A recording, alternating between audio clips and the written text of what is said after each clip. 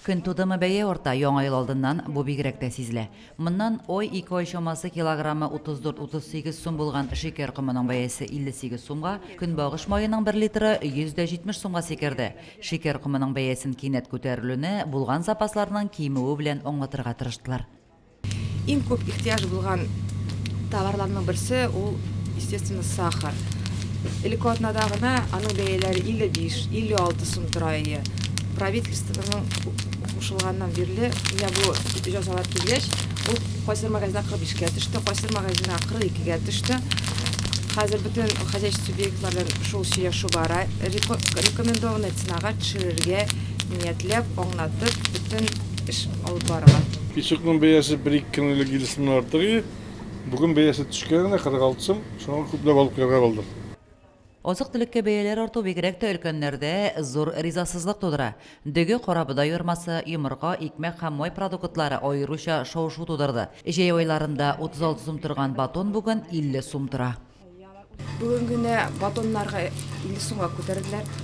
Моның бәясе нык күп була инде, бу кешегә дә алырга да, интергә дә, балалар да күп ашыйлар, иртән завтракка балаларга үзебез дә әзерлибез. Бу вопрос хәл ителә инде, хакы төшәр аның. Әкренләп. Но в группе социально значимых есть батон нарезной, аның хакын без мониторить итәбез. Но производительләр табалар җаен, и, например, батон нарезной тип түгел, батон подмосковный дип чыгаралар да, ялны уже ценасын без регулировать не можем. Бездә бит барысы җайлы эшләнә. Башта сәүдә нокталарынан карабыдай юкка чыга, аннары ул 2-3 тапкырга бәясе артып, янәдән киштәләргә менеп утыра. Шуннан соң кеше кирәксә дә, кирәкмәсә дә, күпләп запас туплап калырга ашыга. Хаклар күтәрелә башлады. Сентябрь аенда, октябрь аенда, ноябрь аенда гречка, например, хакы 140 сумга күтәрелгән, 162 сумнан да бар. Ләкин хакларын төшерә башладылар хәзер. И 112 сумнан артыграк бер магазинда да Мөсим районында гречка юк.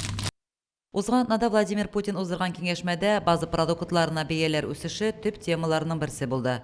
Президент хөкүмәтне тәнкыйть утына тотып, шикәр комы, көнбагыш мае, он, икмәк булк эшләмәләренең нигезсез кыйммәтләнүенә басым ясады.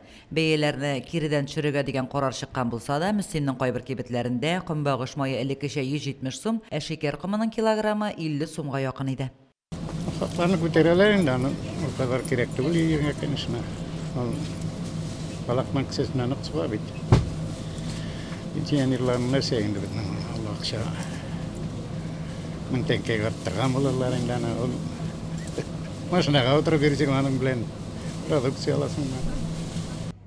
Кибетләрдә йомырканың бәясе дә җәйге хакка караганда 20-25 сумга кыйммәтләнгән. Дистәсе 82 сум торган кибетләр дә бар. Бәяләр ни сәбәпле арта дигәнгә, сатучылар сәбәпсез арта дип белдерә. Яңа ел алдыннан сыек май, ярма, токмачлар, җиләк-җимешләргә бәяләр артуына халык үзе дә сәбәпчедер мөгаен. Сорау һәм ихтыяҗ булганда, сәүдәгәрләрнең һичшиксез үз товарларына һәм продукцияларына бәяне арттыруы билгеле бит инде. Лилия Шәймиева, Динар Минхаҗев, Мөслим телевидениесе.